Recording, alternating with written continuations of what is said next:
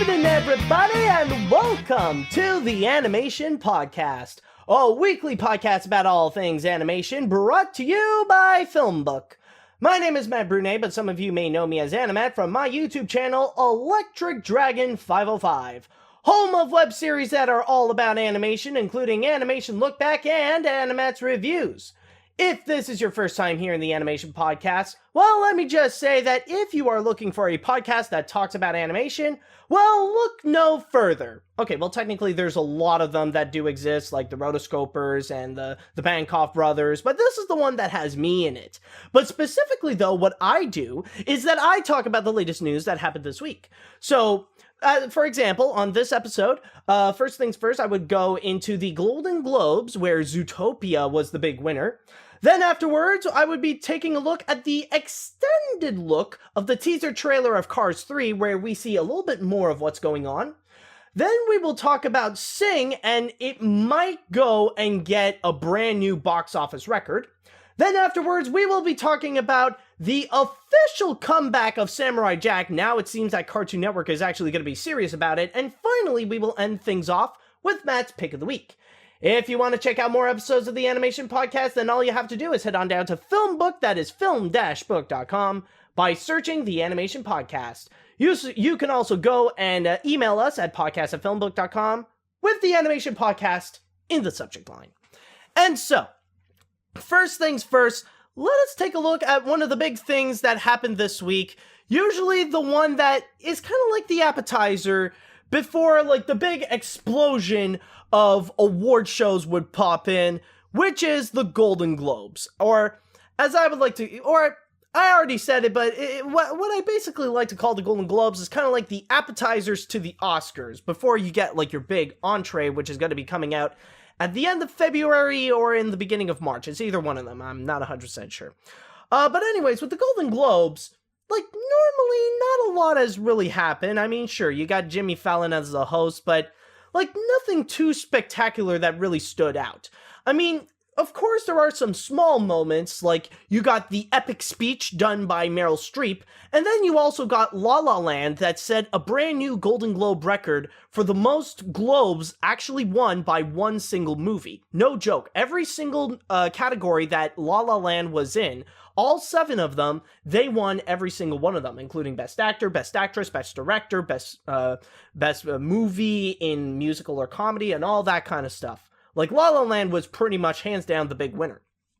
But in terms of animation, there was only one that really did stood out. Now, thankfully, in the Best Animated Feature category, La La Land was not nominated. It's a live-action movie, so it actually gave a chance to some other films. And of course, as a lot of people would expect, Zootopia ended up becoming the big winner for Best Animated Feature at the Golden Globes. Byron Howard and Rich Moore ended up becoming the big winners to be given the Golden Globe, pretty much beating out other animated features, including Moana, My Life as a Zucchini, Sing, and Kubo and the Two Strings. So that's basically the news that we got right there. I mean, technically, like I said before, considering that La La Land won everything, just a reminder that it's not just in Best Animated Feature where some animated films actually did get some nominations. There was also Best Original Song that La La Land ended up winning for City of Stars, but a lot of animated films were also nominated there as well. There was Sing that got a nomination for the song Faith. There was Trolls that was nominated for Can't Stop the Feeling, and there was Moana for How Far I'll Go. Now, the thing is that, you know what's actually very interesting in here is that normally what we would do is that, considering that the Golden Globes is like the appetizer for the Oscars, the big question remains is that, considering that now the Zootopia won the Golden Globe, will this mean that it's going to be the big winner for Best Animated Feature at the Oscars? And for that, I would say most likely.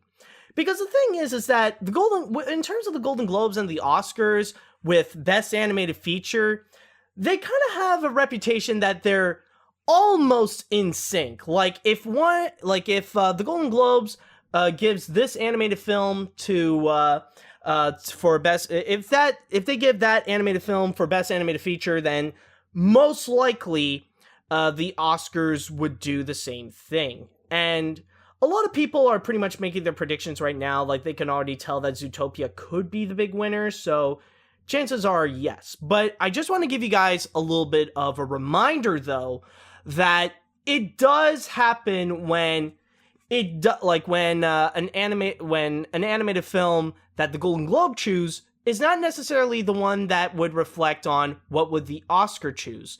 And it has happened a few times before. Some recent examples that I can think of in terms of the 2012 animated films, the Golden Globes would go and pick Wreck-It Ralph, and then the Oscars would come in and they would give it to Brave. And then, fast forward 2 years later, where the Golden Globes would give it to How to Train Your Dragon 2, and then, when you go into the Oscars, they would give it to Big Hero 6, which, surprisingly enough, I believe they were, the only ones that actually gave Big Hero 6, an award for Best Animated Feature. It was during the time when, all the other award shows were pretty much giving it to either How to Train Your Dragon 2, the Lego Movie, and I think maybe a few of the other independent ones, like maybe Kaguya got a few, or even Song of the Sea got a few, but you get the picture. So pretty much what this reflects upon is that I say that in terms of the Oscars, now there seems to be an 80% chance that it could go to Zootopia. But with that said, you might be wondering if if it ever happens that at the Oscars they don't pick Zootopia, who is it going to be? Well, for that, my say would actually be Kubo and the Two Strings, because so far that is actually Zootopia's biggest competitor in terms of award shows right now. It's pretty much a head-to-head against these two. And it's not like last year where, a lot of people are just saying that it's a big head-to-head with Inside Out and Anomalisa, but Inside Out ends up, sweeping everything. No. In terms of award shows, all the different kinds, it's gone pretty split so far.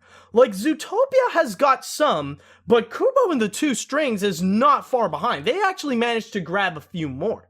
So, in the case that Zootopia doesn't win the Oscar, then in that situation, then it's definitely Kubo and the Two Strings.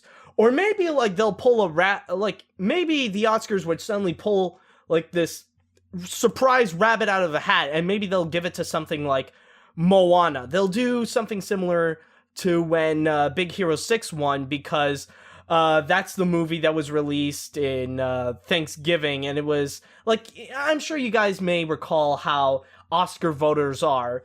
You might have heard read the articles on Cartoon Brew and stuff like that. They usually don't care about the best animated feature category, so chances are they might just look at it and go, I'm just gonna pick Moana because that's the thing I recently just saw and my kid liked it, so I think I'm gonna go with that one, you know? They could do something like that. Now, in terms of the nominations, now let's not just talk about the winners, because also the nominations is still as important to talk about, and in some cases, I'm sure you could talk to someone and they'll probably agree that it's more fun trying to predict who would get nominated, more so than it is to predict the winner, or at least in terms of best animated feature.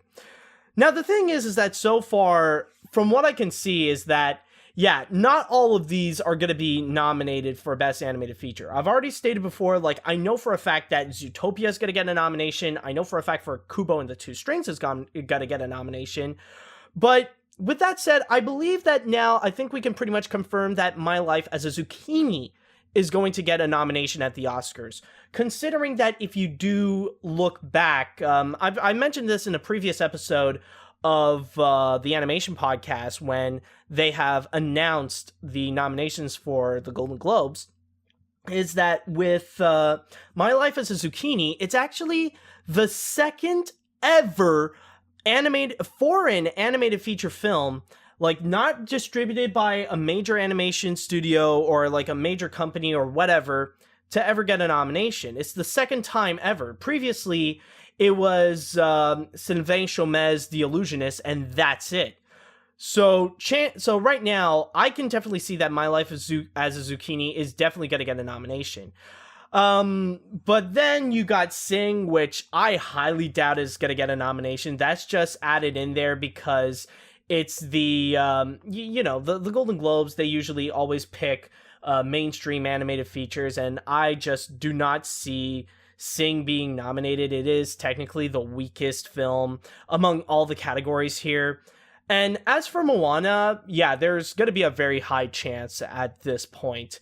Like, a lot of people are mostly ignoring Finding Dory in terms of awards, so yeah, definitely there could be a high chance that Moana is going to be there. But I could definitely confirm that we're going to see Kubo, we're going to see Zootopia, and I'm pretty sure we're going to see My Life as a Zucchini. I'm going to put Moana right now as a maybe, because you never know if there's going to be a surprise plot twist, but I am still convinced that the fifth category, like the fifth nomination, it's going to be given to The Red Turtle. This is going to be a year that I'm pretty confident that we are going to see another one where basically we're going to see two independent animated features get a nomination, and I'm pretty sure The Red Turtle is going to be another one right next to My Life as a Zucchini. I mean, keep in mind, The Red Turtle is a Studio Ghibli co-production, and recently Studio Ghibli has been gathering a lot of Oscar nominations with The Wind Rises, Kaguya, when Marnie was there, so it would not be surprising whatsoever if they decided to give recognition to The Red Turtle, which I have recently seen, by the way. Beautiful film, absolutely phenomenal. Highly recommend you go check it out. But yeah, that's basically the whole thing with the Golden Globes and what could possibly happen with the Oscars. Oh, and oh my god, actually, before I continue on, there is one more thing I would like to mention. There is actually one more highlight of the Golden Globes that actually did happen, and it was really hilarious. It was amazing. Like, I've already mentioned before about the record-breaking La La Land, Meryl Streep's speech, but then there's also Kristen Wiig and Steve Carell when they were presenting for Best Animated Feature.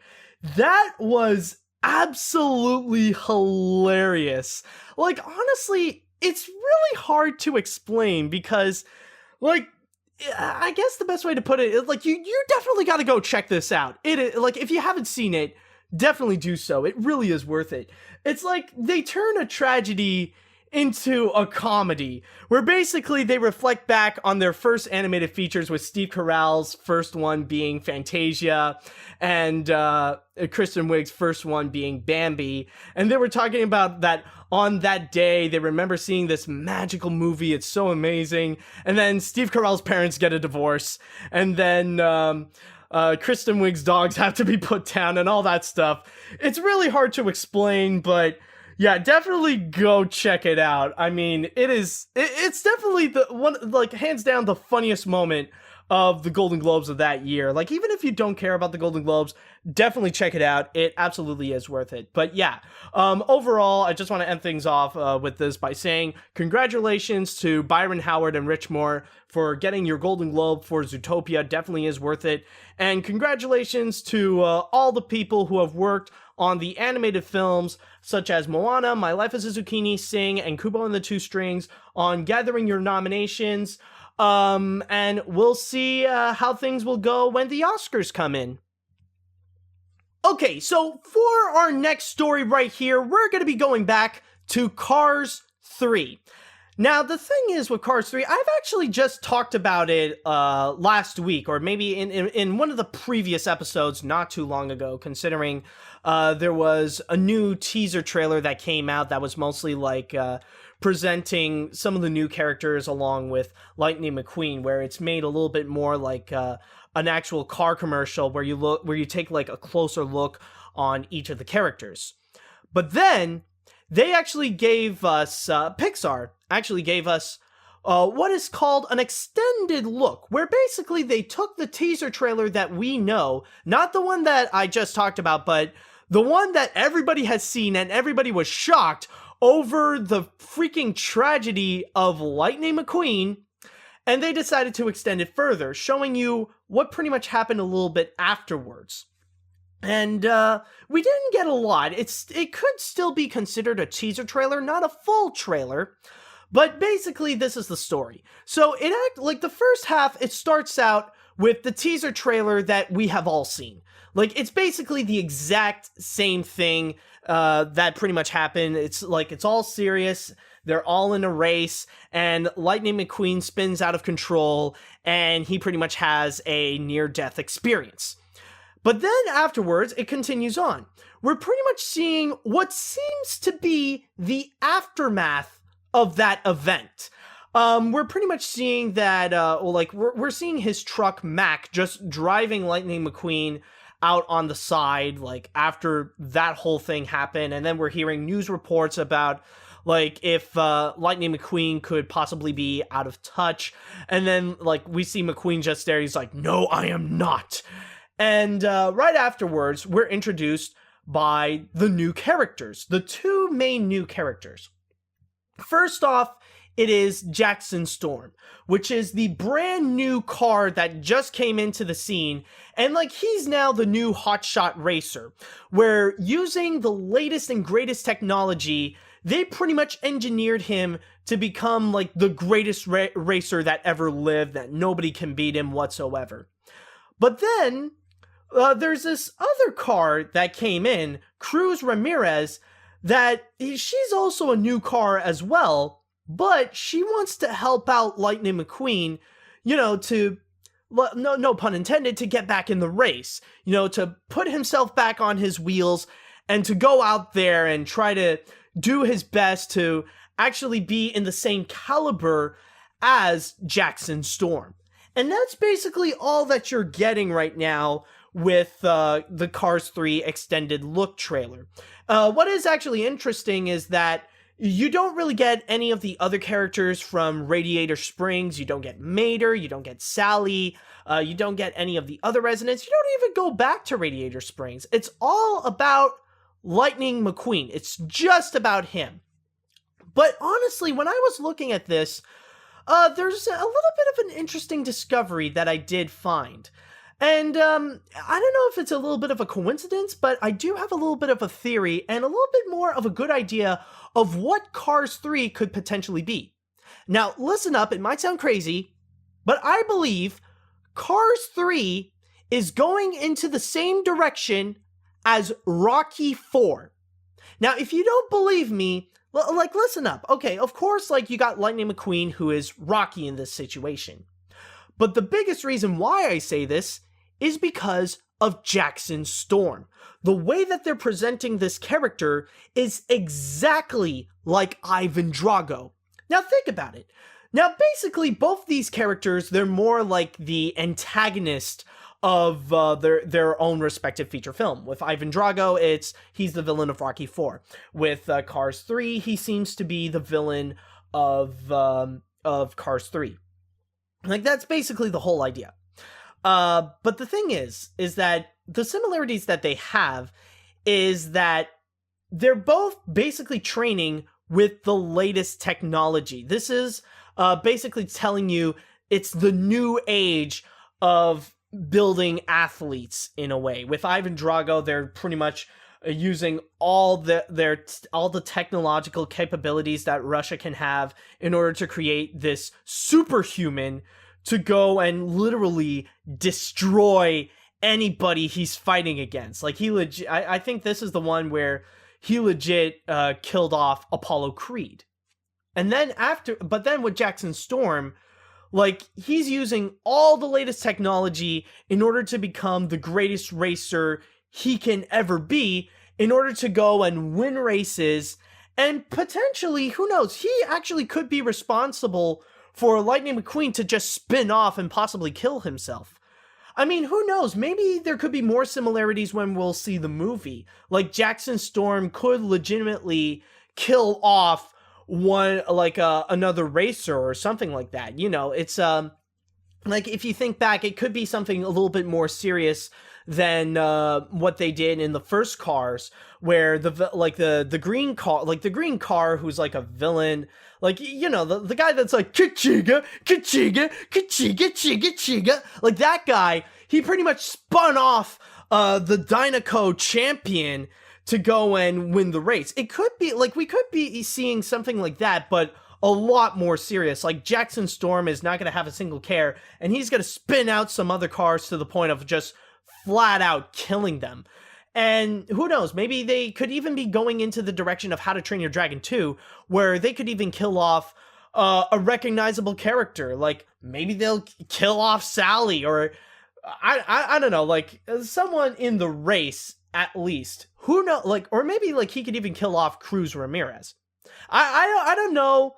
It's just assumptions right now, but that's pretty much the feeling that I'm getting, is that basically they're taking Cars 3 and turn it into Rocky 4. But one thing I can guarantee is that this looks like it's going to be a lot more serious than it was before.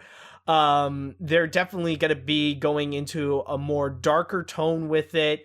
They're going to put all the Radiator Springs like comedy onto the side. Like, and what's actually very surprising is that we have yet to see Mater, because so far the biggest characters that this movie is pretty much advertising for for Cars, it's basically we're just seeing Lightning McQueen, Jackson Storm, and Cruz Ramirez, and that's pretty much it. We're not even seeing characters from Cars 2. Like, we don't have the Michael Caine car, we don't have Francesco. We don't even see the purple spy car that ended up becoming Mater's girlfriend for some reason. Like, we're seeing all of, like, we have yet to see any of those. Those are pretty much the main 3 cars, and that's pretty much it. So, is it going to be pretty good? Is it going to be bad? Who knows? But basically, we're going to be getting Rocky 4, or, I mean, we're going to get Cars 3. Either way, it's starting to look like the same thing. And if you guys are actually excited to see what's going on with Cars 3, the movie will be coming out June 16th of this year, so we'll wait and see. Maybe we'll find some new respect for Cars after the tragedy that is Cars 2. Okay, so for our next story right here, we're going to be talking about Sing, the latest animated feature that is out in theaters, and so far, it has been getting some pretty good attention. Like, not necessarily, like, fantastic. It's not one of the standout animated films of the year, much like Moana or Zootopia or Kubo and the Two Strings, but it is still doing pretty well for itself. I think that, I believe many people do agree that Sing is a pretty good movie. Not great, like I said, not like one of the standout best animated films of 2016, but still pretty good nonetheless. But the one thing that is actually quite interesting is that nobody actually does pay close attention to how it's doing at the box office, considering that it never made it to the top, especially when it's always in competition with Rogue One, a Star Wars story. That's basically the whole idea. But what is actually interesting is that even though nobody is really paying attention to it, Cartoon Brew actually did. And it noticed that there is actually a little bit of a pattern that's actually going on. And if it keeps up with how things are going with Sing, then it could actually be setting off a brand new record. An unusual record, but something that I would say that it sounds weird at first, but one that is quite impressive. And the record that I am talking about is that Sing could end up becoming the highest grossing wide release feature film to never make it at number 1 at the box office. Currently right now, as I'm recording this, Sing is actually pretty close to get $220 million domestically, which is actually really, really good, especially the fact that it never made it into first place at the box office. That's actually really impressive. And so far on its rankings, it is pretty high up there to reach that record. So far, it has already beaten the first Alvin and the Chipmunks movie, and pretty soon after this weekend, I can pretty much confirm that it's going to beat off Alvin and the Chipmunks, the Squeakquel, for that record. But some of you might be wondering, who is the reigning champion so far? Who does currently have the record of the highest grossing wide release feature film to never make it at number 1 at the box office? Well, interestingly enough, it is actually My Big Fat Greek Wedding, which actually holds more than $240 million at the box office, at the domestic box office on top of that. Now, the thing is that right now, like I said before, Sing currently holds on to just $220 million.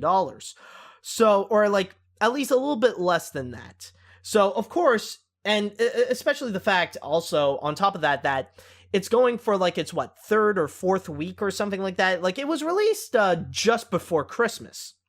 So would there be a possibility that Sing could end up beating that record? It could actually surpass My Big Fat Greek Wedding. And the answer is that I think I can pretty much confirm that yes, it will in fact get that record. Because here's the thing. Some people are even predicting that in terms of the domestic box office, Sing could actually end up getting a little bit more, or just around $300 million. And so far, the thing is that when you look at the track record at what Sing is doing, like looking at last week, Sing actually made a total of $20 million during the weekend. So by this weekend, who knows what it could end up getting? Of course, it's going to be a little bit less. I'm not expecting like a little bit too down. It's not going to end up just getting $5 million at the box office. I'm imagining like it's still going to get into the 8-digit number range. Like for this weekend, it could be possible it'll just get around maybe $15 million. But I can guarantee you, like with the rate, with the pacing that it's going, that in the next 2 weeks, Sing is actually gonna go and get that record. And it's still gonna be a really, really successful animated feature, more so than most other animated movies that even actually made it into first place at the box office. It's actually really impressive. The fact that like it never made it at number 1 at the box office, being always overshadowed by Rogue One, a Star Wars story. And honestly, like and of course, like what really, another element that really does help that fact that I know it will beat that record is the fact that when you look ahead, there really isn't a lot of animated films or even family films that are going to be coming out. I mean, keep in mind, we are in January. This is usually considered a dead month in terms of movies in general. In fact, normally, this is where, like, usually some really bad stuff would come out. I mean, case in point, okay, maybe it's not true what I said about there isn't going to be any family or even animated films that are going to be coming out. Like, technically, there is Monster Trucks. But let's be honest with it. Let's be honest, guys. You look at Monster Trucks, do you honestly think it's going to be a massive box office hit? Are you guys kidding me with that thing? No. It's gonna, like, everybody knows for a fact that this thing is gonna be a freaking bomb. And even, like, Sing going on its 4th week or something like that, like, it's definitely gonna go and beat out something like Monster Trucks. Come on. So that's the thing, is that so far, Sing remains as the only animated film that's on top so far. And even, like, the legit next animated feature that will be coming out, it's going to be the Lego Batman movie. And that thing is not going to be coming out until mid-February. So it's, like, Sing is still in the clear to go and rank up more money at the box office. And especially, I mean, keep in mind, we're also talking about an Illumination film. And the marketing that they have done, like, Illumination's marketing team, they're freaking kings.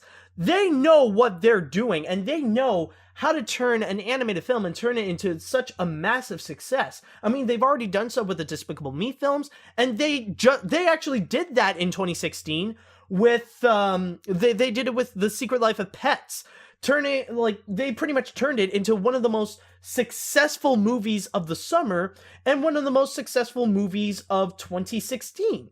Which really is quite incredible, considering with all the reboots and the big franchises that came out, this original animated film just about pets, with a story that completely rips off Toy Story, managed to beat that to go and beat out all of those.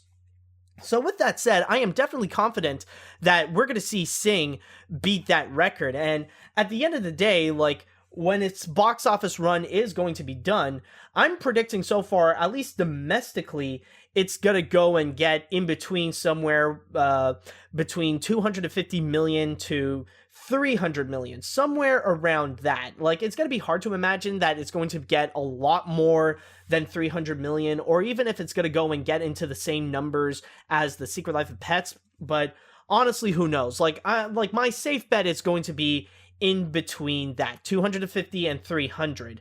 Now, in terms of the how it's going to do at the box office globally, like worldwide, well, that we'll have to wait and see. We gotta wait until like it's gonna be released in more and more countries. So let's just wait on that. But for now, I can pretty much guarantee that Sing is definitely gonna get this record.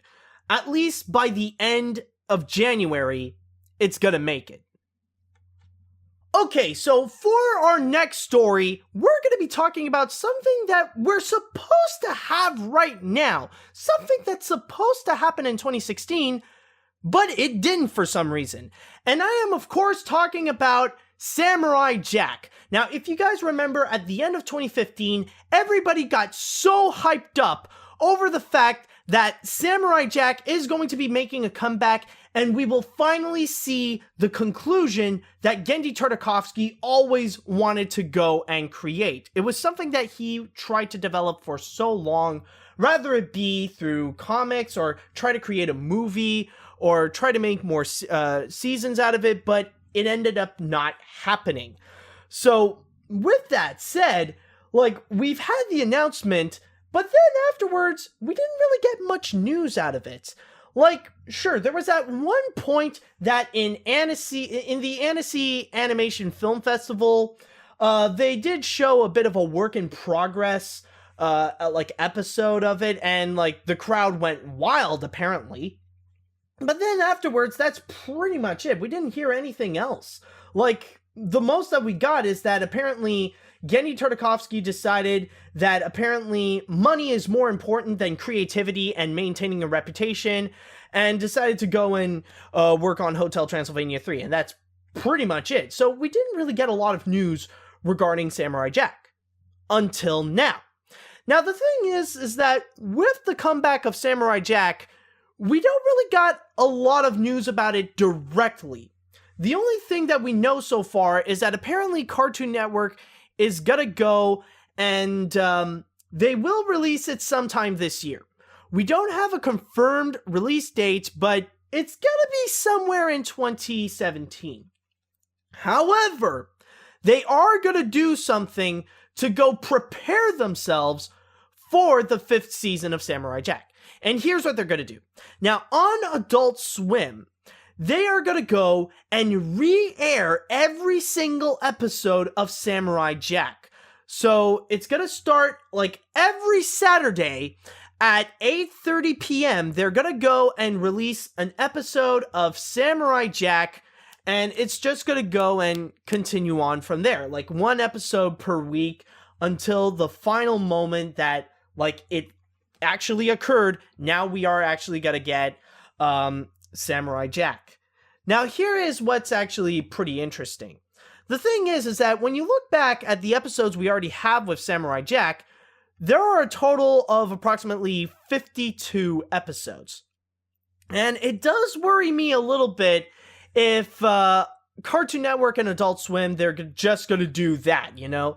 They're just going to go and release one episode every week. Because the thing is, if there's 52 episodes, then we're not going to be getting Samurai Jack, like the 5th season of Samurai Jack until in 2018, like in the beginning of 2018.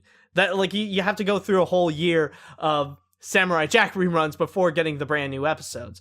So, and honestly, the one thing that I do have to say, if I have to criticize Adult Swim and Cartoon Network, is that I honestly don't know why they're being so transparent regarding the making of Samurai Jack.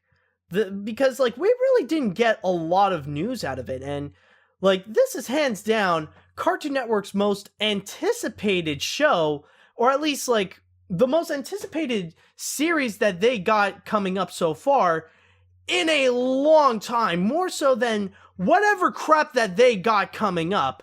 Like I'm sure a lot more people are more excited to see the comeback of Samurai Jack than something like the reboot of Ben 10.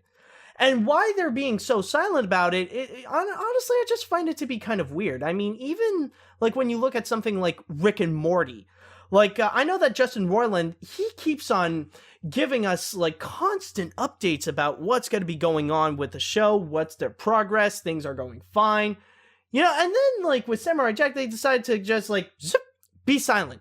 Nothing said whatsoever. And I mean, like, I think, like, if you're going to talk about something that is really anticipated, you might as well give us some updates on what's going to be going on with that show. Especially the fact that Samurai Jack, it was Cartoon Network's, one of Cartoon Network's most praised shows that they have ever made. Considering, like, this is a show that actually ended up getting 4 Emmy Awards. No joke. Like, it ended up grabbing some Emmys away from The Simpsons. And that is actually quite an achievement that you can do with an animated TV series. Like, hands down. But yeah, like, but as you could probably tell, I'm definitely one of those people that's absolutely excited for the comeback of Samurai Jack. And like, at the very least, the strategy that Cartoon Network is doing pretty much here, like by re-airing some of the episodes until like the new episodes are going to be coming up, like, it is a pretty good idea that we are going to be seeing, like, a bit of a look back, like, okay, here's what's pretty much what's happening, and now we got the new one coming up. You know, it's also, like, it's not only a good thing to hype up the current fans, but it's also going to be a great idea to bring in some new fans as well, to reintroduce new audiences, to basically introduce new audiences to what Samurai Jack is all about, so they can go and catch up on all the episodes of Samurai Jack to go and see, like, what's going on with the show until, like, we can finally see the grand finale with it. And I'm definitely excited with it. So, again, just to mention that there are no confirmations whatsoever with when when the new episodes of Samurai Jack are going to be coming out. But one thing we can guarantee is that on January 14th, starting on January 14th at 8:30 p.m., they will go and air every episode of Samurai Jack each Saturday. So just like try to reserve your Saturdays for that time, or set your PVRs to go and record that, because we're going to be getting one hell of a comeback of Samurai Jack. And so finally, we will end things off with Matt's pick of the week. And so for this week, what we have right here, it's one of those news that it keeps on happening, but I'm looking at this and I'm just thinking to myself, it's like, why is this a thing? Like, I ask that every time this happens. But before I get into it specifically, let me just talk to you guys a little bit about the Jetsons. And I'm sure, like, if you're listening to this, you're probably familiar with what the Jetsons is, right? I mean, it's a show that basically you got George Jetson, you got Judy, you got Astro, and you got all these characters. Like, one of the more popular Hanna-Barbera shows is basically the space futuristic version of the Flintstones. Now, with that said, there had been long rumors, I remember when it was a thing, that there would be this Jetsons movie that would come out. Like, technically, yes, we got the 1990 Jetsons movie that honestly really sucked.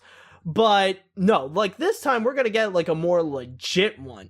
Like some people even say that it was a live action movie. So the talks have been going on for so long, but nothing really came out of it. It just became a rumor. It's a lot like the Johnny Quest movie or anything like that. Like, there have been talks about many different things, but we're not seeing anything that's been going on about it just yet. Until now, though. And I have some good news and some bad news. The good news is that we are now officially gonna be getting a brand new Jetsons movie. The bad news? It is a crossover with frickin' wrestlers. Ladies and gentlemen, I give you the Jetsons and WWE Robo-Wrestlemania. And yes, this is legitimately gonna be a thing. And it's what's even worse is that it's just right around the corner.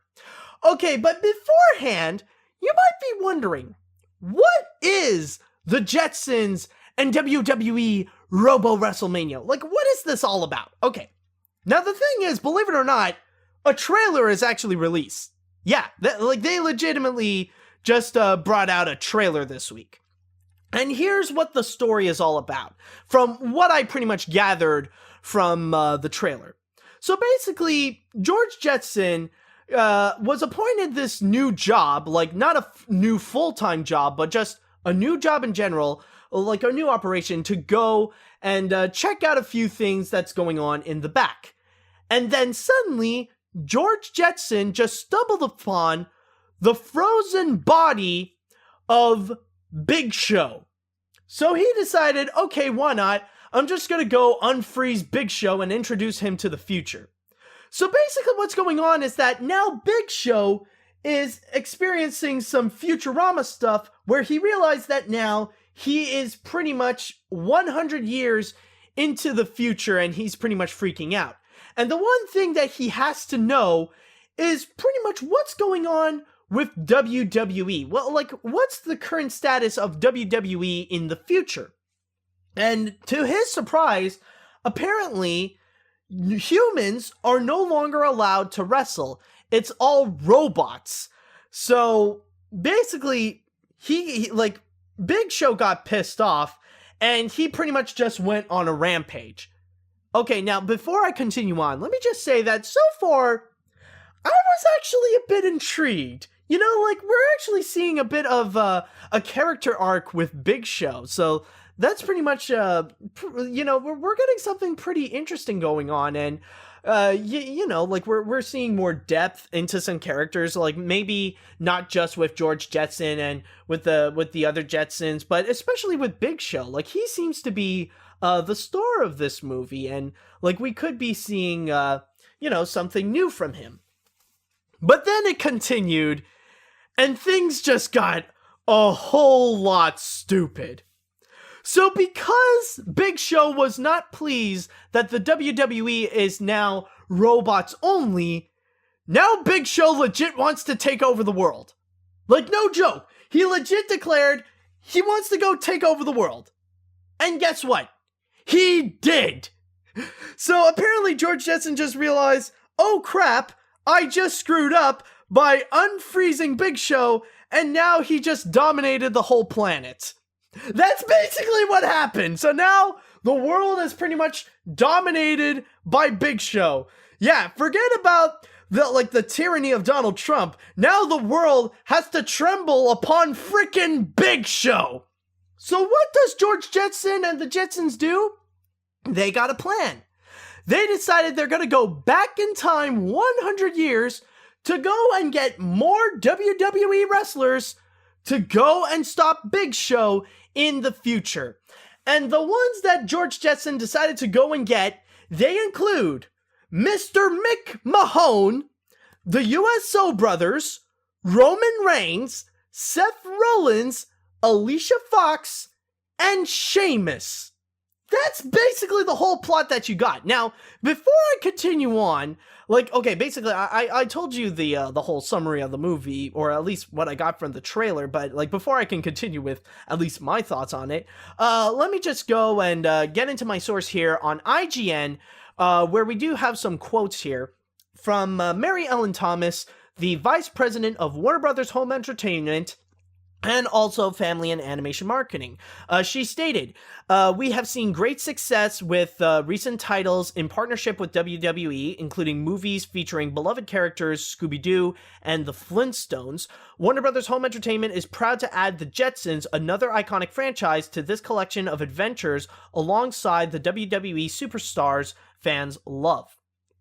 And then on top of that, we got another quote here from Michael Luisi, from the president of the WWE studios, saying, "The Jetsons are such beloved characters by audiences of all ages, and it was an ideal opportunity to pair them with our animated WWE stars and work together again with Warner Brothers Home Entertainment. Leading up to WrestleMania 33, our fans will have the chance to enjoy this brand new adventure and see their favorite WWE superstars in a whole new way." So, yeah, basically, like, honestly, every time I see this news, rather it be, like, whenever an animated franchise decided to go pair up with WWE superstars, I'm just sitting there thinking, why? Like, seriously, why? I mean, like, do we really need this? Do we really need a crossover of the Jetsons and WWE? I mean, for God's sakes, like, I understood that, like, during the show, like, with the Flintstones and the Jetsons, sometimes they would get special guest stars, and they would be, like, either cavemen or futuristic versions of them, of the guest stars, you know? I understand that. But wrestling? Like, where in the Jetsons universe did you immediately think, oh, we need more, like, oh, this is the part where it reminds me of wrestling. Like, we need wrestlers. Oh, like, wouldn't it be cool if we have Big Show or Alicia Fox or Mr. Mick Mahone, like, suddenly in the world of the Jetsons? Like, why? It just makes no sense to me whatsoever. And keep in mind, remember, this is not the first time, and I'm sure you guys are well aware that this isn't the first time that WWE has teamed up with an animated franchise to go and be, like, to go and make an animated movie out of it. You know, like I stated in here, like, they've already done the Flintstones, they've already done Scooby-Doo twice. Yeah, there are now 2 Scooby-Doo movies where they team up with wrestlers. And I mean, like, they don't just stick with the Hanna-Barbera shows either.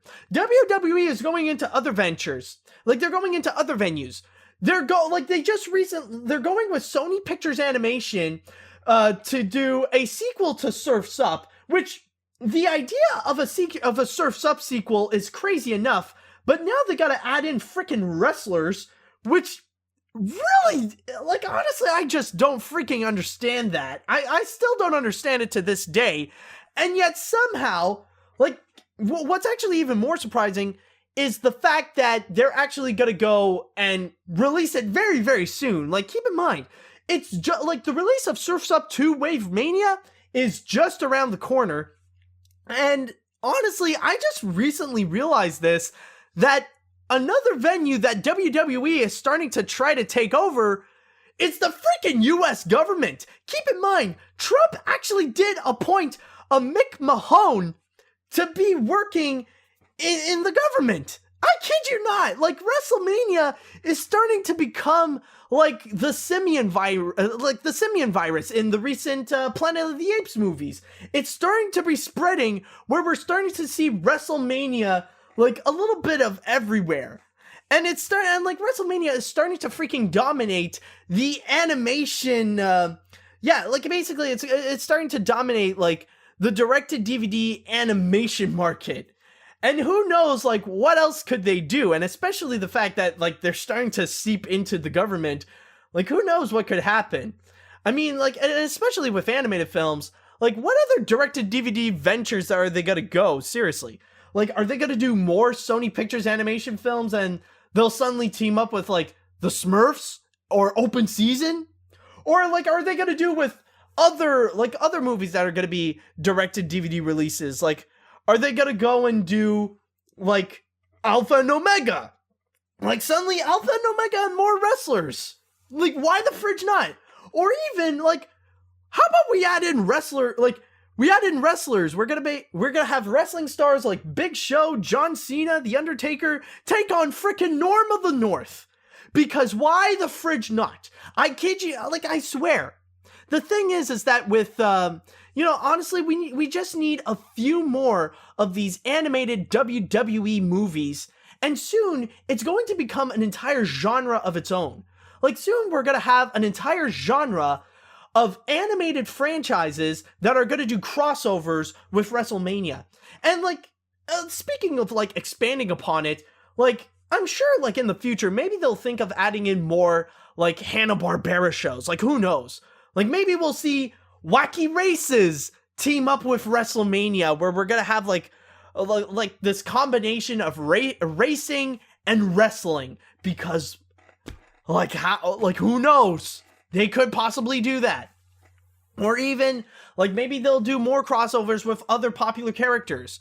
I mean, like, maybe after Tom and Jerry is done doing their little things with, just doing their little adventures with Wizard of Oz, they can go and do some wrestling. Or even, like, Yogi Bear. Suddenly, like, Yogi Bear is going to be coming out, and, like, maybe he'll have many crossovers with other characters like Snagglepuss or Huckleberry Hound or Quick Draw McGraw, and then suddenly they'll be with wrestlers. Who knows? The sky's the freaking limit at this point. My God, and especially like just what we got with the Jetsons. For a second, like it got me reeled in with like the recently thought out Big Show, and then things just immediately got stupid. And honestly, I don't know how and I'm going to be very honest with you guys. I have yet to see any of these like WrestleMania animated movies. Like, I don't know how they are, but for the most part, like from like speaking with the people who have seen it, like they pretty much reassured me that yes, they do suck. At best that they can be, it's like so bad, it's amazing. Like, I think that's one of the things that I remember I talked with a few friends, and they mentioned to me that I think one of the animated Scooby-Doo movies it's actually like that, where it's like so bad, it's so stupid that it's like its existence is absolutely phenomenal, and it's like right now in the levels of somewhere like The Room or Trolls 2, but who the fridge knows? But yeah, basically, like I'm just astonished that I don't know why WWE decided to enter into the animation industry. And my God, it wouldn't surprise me if the day would come if WWE would ever decide they want to go and do like one of these animated crossovers and release that in theaters. Like somehow there's going to be a company out there who would be crazy enough, rather it be Warner Brothers or even freaking Sony, that would be crazy enough to go and actually legitimately put that as like a theatrical wide release feature film. Who knows? But so far, WrestleMania is going hog wild with this, and who knows who's gonna stop them? Seriously, like they really are becoming like Big Show, where they just want to dominate the animation world. And with that said, that is all that I've got for this week. So thank you guys so much for listening to this episode of the Animation Podcast. You can find more of my work at film-book.com. All you have to do is just search for Mathieu Brunet or the Animation Podcast. You can also find me on Twitter at Animat505. And if you have listened to this episode on iTunes or any other podcast service, do you mind doing us a little favor and rate and review this episode? That would be great. And if you are listening to this podcast on YouTube, then hit that like button on our video and leave us on a comment on your thoughts about the news this week. Tune in next week for the latest episode of the Animation Podcast and all things animation. Thank you guys so much for listening, and until next week, see you later.